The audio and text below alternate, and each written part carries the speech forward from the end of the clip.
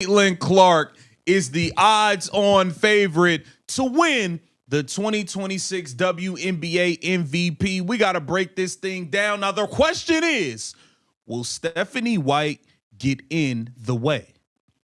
Will Stephanie White get in the way and ruin Caitlin Clark's chance of MVP? She's already the favorite by odds makers. The girl sat out 8 months. Caitlin Clark has just captured an international MVP after being sidelined for 8 months.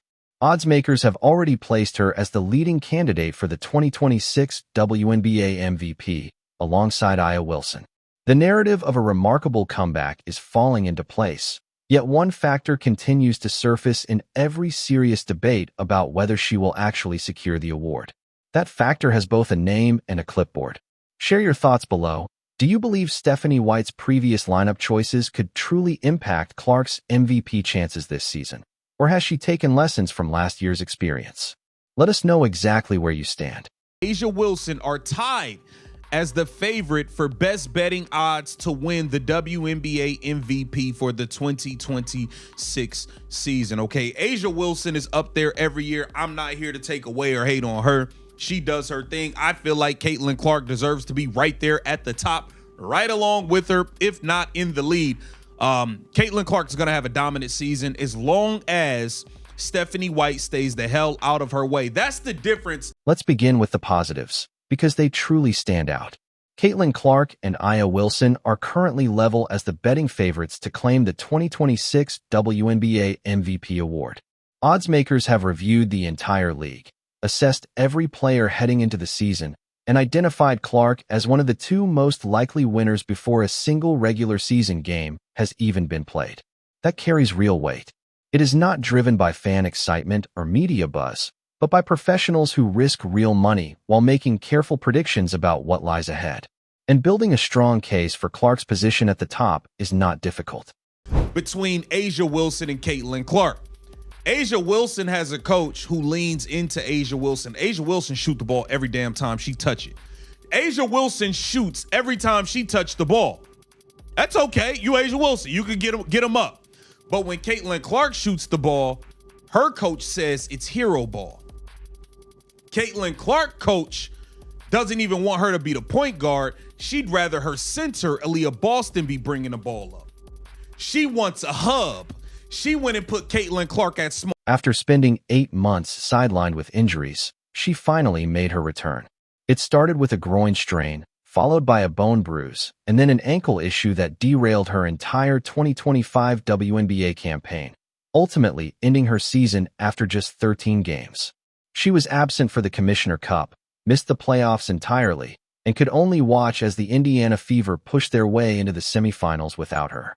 Then, on September 4th, she confirmed on social media what many had already expected. Her season was officially over. 39 days later, she stepped back onto the court in San Juan, Puerto Rico, competing in the FIA Women's World Cup qualifying tournament. Over the course of 5 games, she delivered a performance that erased any doubts built up during her long absence. In the opening game against Senegal, she posted 17 points and 12 assists in just 19 minutes. She went on to lead the entire tournament in assists with an average of 6.4 per game, while shooting an impressive 52.9 from the field. When it was all said and done, FIA awarded her the tournament MVP, marking the second time she earned that honor. The first came in 2021, when at just 19 years old, she led Team USA's under-19 squad to a World Cup gold medal. Now, at 24, she repeated that achievement on the senior level. That kind of resume is exactly why odds makers have placed her at the top of the MVP race, right alongside A'ja Wilson. I think the Indiana Fever have what it takes to really compete for it all this year. She's the odds-on favorite with A'ja Wilson. Now shifting the focus to A'ja Wilson, because giving her a fair and honest evaluation is only right. There is a clear reason she finds herself in the MVP conversation year after year. She stands as one of the most accomplished players of her era. Her game combines elite scoring, dominant defense, a proven championship pedigree, and a coaching approach that fully empowers her. The system around her is built on trust. When she gets the ball, there is no hesitation from the bench about whether she should shoot or distribute. There is no confusion about her role, No experiments with her position, no attempts to play her out of place. She operates where she is strongest, makes the right reads, and consistently delivers at the highest level within a structure designed to amplify her strengths. That is where the real distinction lies. It is not about skill, effort, or ambition. It comes down to system. And that naturally brings attention to Stephanie White and the Indiana Fever. Because when discussing the MVP race, it is not solely about identifying the most talented player. It is about who is able to produce the most impactful numbers while operating in a clearly defined, high-functioning offensive system in a prominent role. Clark's ability to put up MVP-caliber numbers is directly connected to the role she is assigned on the court. If she is not placed in a position that allows her to control the game, those numbers naturally suffer. Just look back at last season before injuries disrupted everything. At different points, White chose to move Clark off the ball and even experimented with her at the small forward position. Take a moment to process that. Caitlin Clark, the same player who led the FIA qualifying tournament in assists, the same player who elevates everyone around her when she runs the point by forcing defenses to react to both her shooting range and court vision, was being used as a small forward. The issue here is not about questioning Stephanie White's credibility as a coach. She is experienced, knowledgeable, and understands the game at a high level. However, placing Clark at small forward stands out as one of the more puzzling rotational decisions in recent WNBA memory, and the on-court results only reinforced why it was so widely questioned. Whenever Clark was taken off primary ball-handling duties, the entire Indiana Fever offense shifted, and not in a good way.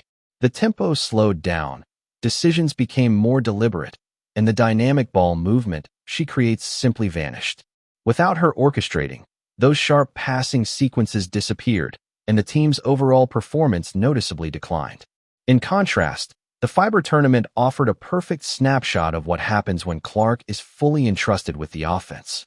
Across 5 games, she posted a plus 104 plus-minus, led all players from every participating country in assists, and earned praise from a coaching staff that included several USA basketball assistants, all of whom pointed to her playmaking as the factor that transformed the offense. When Clark is allowed to operate freely in her natural role, the production speaks for itself. That leads to a clear and important question as the 2026 WNBA season approaches. The real question now is whether Stephanie White has studied that FIA tournament footage and taken the right lesson from it. Because the takeaway is not complicated. The version of Clark that wins games and puts up the kind of numbers MVP voters care about is the one operating as the primary point guard, fully in control of the offense. When she is shifted off the ball or placed at small forward, it does not just disrupt the flow of the team, it also impacts her efficiency and costs both her and the team valuable possessions. Ryan Roacco offered an explanation of Clark's rise that gets right to the core of this discussion. He highlighted 2 defining elements. First, those deep logo-range three-pointers, the kind of shots most professional players would not even consider taking, which immediately captured attention during her college years.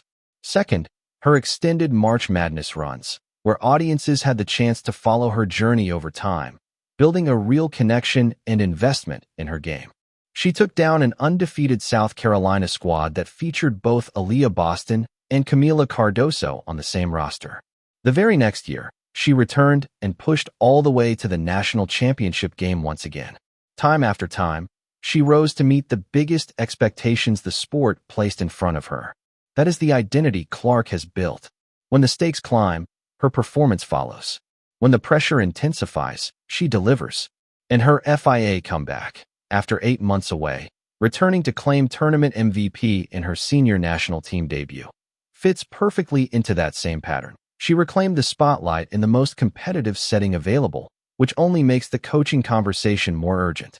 Because producing at that level under those conditions is not a case for limiting her role or carefully managing her touches. If anything, it proves the exact opposite. The real argument is to fully unleash her, constructing the Indiana Fever offense around her in the same way Las Vegas structures everything around Wilson, and then allowing the natural impact to follow.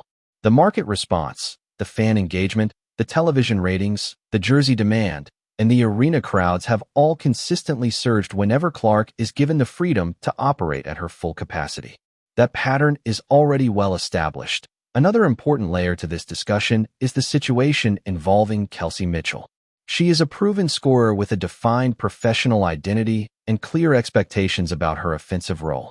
The challenge for the Fever this season is whether the players alongside Clark can align with a system where the team's true ceiling is reached when roles are shaped by the opportunities Clark creates, rather than by individual scoring priorities pulling in separate directions.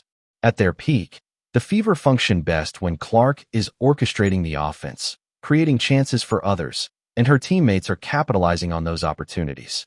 When the Fever hit their rough patches, the offense slows, isolation plays replace fluid ball movement, and Clark's assist totals fall alongside the team's overall efficiency. Fit within the roster, on-court chemistry, and a coaching staff's ability to clearly define roles and enforce them are all critical to giving Clark the platform to deliver a season worthy of MVP consideration. The comparison to Wilson offers another valuable perspective.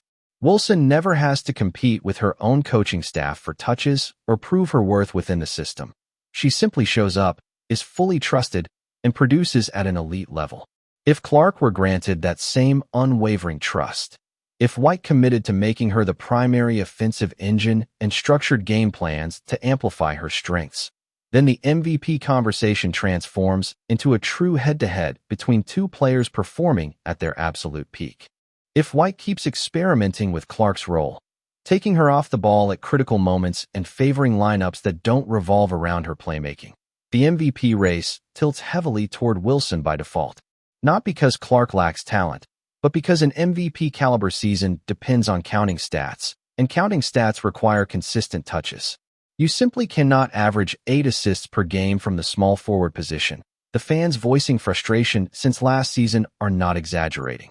They saw Clark deliver some of the finest basketball of her career at the FIA tournament, averaging 6.4 assists per game and leading the entire competition. And they remember all too well that the Indiana Fever rarely put her in the same position to excel back home. The difference between the Clark seen at the FIA tournament and the version sometimes fielded in the WNBA wasn't about talent, it was about system. As the 2026 WNBA season approaches, with the new CBA in place, training camp starting April 19th, and the regular season tipping off May 8th, all eyes are on which Indiana Fever team will emerge. Will it be the version that discovered its rhythm in the stretch runs of Clark's healthy games, when the offense ran through her and the team played its best basketball? Or will it be the version that spent chunks of last season in identity limbo, experimenting with lineups and roles that satisfied no one and fell short of the talent on paper?